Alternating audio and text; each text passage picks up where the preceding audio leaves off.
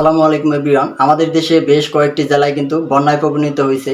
তো এই বন্যার্থীদের পাশে আপনি কিভাবে আপনার জায়গা থেকে কিছুটা হলেও সামর্থ্য অনুযায়ী আপনি তাদেরকে কিভাবে অনুদান প্রেরণ করবেন এবং ডোনেশন করবেন, তো মূলত সেই প্রসেসটি কিন্তু আপনি আপনার হাতে থাকা স্মার্টফোন দিয়েও আপনি আপনার জায়গা থেকে অনুদানটি প্রেরণ করতে পারবেন। তো অনুদানটি কিভাবে প্রেরণ করবেন, তো মূলত সেই প্রসেসটি আজকে দেখাবো। তো চলুন ভিডিওটি শুরু করা যাক।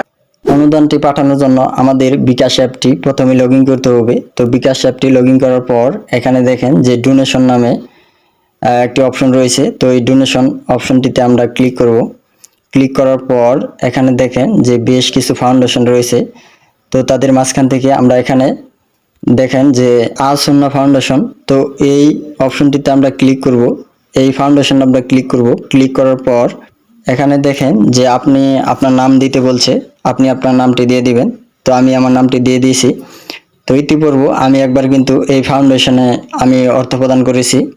তো এখানে দেখেন যে মেইল নাম্বার চাচ্ছে, তো আমি আমার মেইল নাম্বারটি দিচ্ছি। দেওয়ার পর এখানে দেখেন যে অনুদানের পরিমাণ, তো আপনাদের যে পরিমাণ অর্থ তাদেরকে দিতে চাচ্ছেন আপনারা সেটি সিলেক্ট করে দিবেন, বসিয়ে দিবেন। দেওয়ার পর দেখেন আমি রোবট নই, তো এই অপশনটিতে আপনি ক্লিক করবেন। ক্লিক করার পর এখানে দেখেন যে অনুদান, তো এই অপশনটিতে আমরা ক্লিক করে পরবর্তী ধাপে চলে যাব।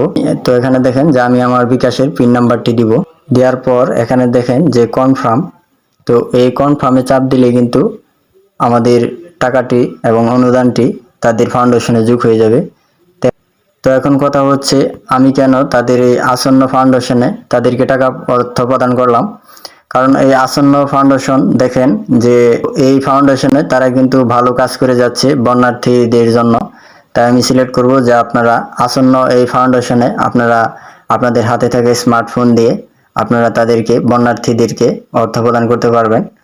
তো গাইস, এই ছিল আজকের ভিডিওটি যদি আপনাদের ভালো লেগে থাকে তাহলে অবশ্যই চ্যানেলটিকে সাবস্ক্রাইব করে আমাদের সাথে থাকবেন। ধন্যবাদ।